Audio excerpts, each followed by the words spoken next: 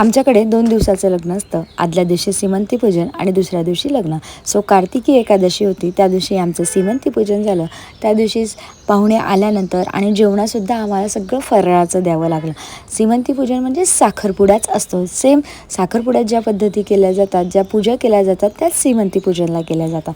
So तसा आमचा कार्यक्रम चालू होता. सगळेजणं म्हणजे केसांना ना हात लावून बघत होते. नकली आहेत का असं वेगळं वाटत होतं लोकांना, म्हणून सगळे हात लावून बघत होते. आणि छान असा दोघांचा आमचा सीमंतीपूजनाचा कार्यक्रम वगैरे झाला. नवरदेवाला नवरीकडच्या 5 जणांनी ओवाळलं, त्यानंतर नवरीला नवरदेवाकडच्या 5 जणांनी ओवाळलं, त्यानंतर तिची ओटी वगैरे भरली. आणि त्यानंतर महत्त्वाचं हे असतं की व्याही भेट होत असते. म्हणजे मुलीचे वडील, मुलाचे वडील, मामा दोघीकडचे काका, दोघीकडचे भाऊ, अशा सगळेजणांची ही व्याही भेट होत असते. त्यानंतर ना एक पूजा केली जाते, ज्यामध्ये हळकुंड आणि सुपारी असते आणि ही लग्नानंतर सोडायची असते. पुढच्या मिनी ब्लॉगमध्ये. Bye bye.